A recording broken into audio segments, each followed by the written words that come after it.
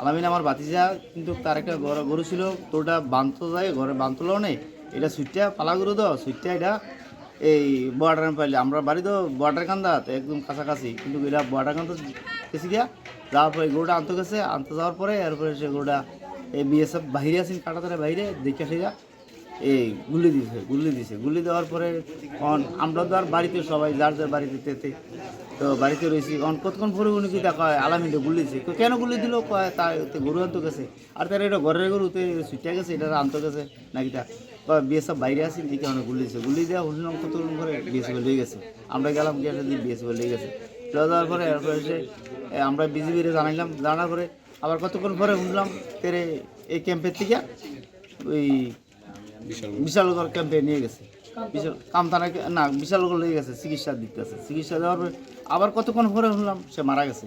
তো মারা যাওয়ার পরে আমরা বিজিবিরও আমরা বললাম এই লোকটা নাকি মারা গেছে, আমরা শুনছি কিন্তু আমরা তো দেখি না, কিন্তু এর আমরা বুঝি যদি মারা যায় তো আমরা লাশটা চাই, বাংলাদেশের সরকারের কাছে লাশটা চাই।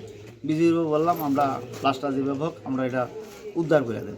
তো বিজিবি কয়েছে ঠিক আছে, বিজিবিও উপরে লেভেলে জানাইছে, বড় বড় জায়গায় জানাইছে, স্যারের কাছে অনেক তারা জেনে জানার কথা এমনি জানাইছে, জানাইয়া বলছে আমরা এটা ইয়া করতেছি, জানাইতেছি, আমরা দেখতেছি, এটা আমরা যেভাবে দেখি আমরা এটা লাশটা নিয়ে আনতে পারি, আমরা চেষ্টা চালাই।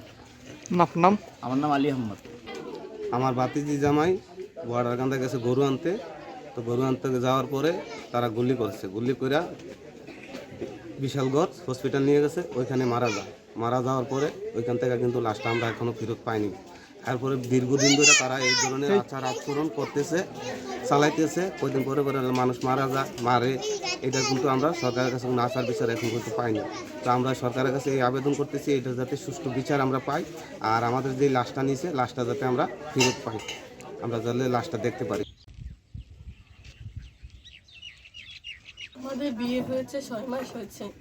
আমার স্বামী একজন কৃষক, তিনি আমাদের একটা পালিত গরু ছিল, সেইটাই খুঁজতে সীমান্তের কাছে গিয়েছিলেন।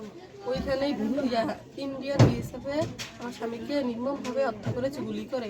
এখন পর্যন্ত আমরা খবর পাইনি লাশটা কোথায় আছে, লাশটা আমরা ফেরত চাই।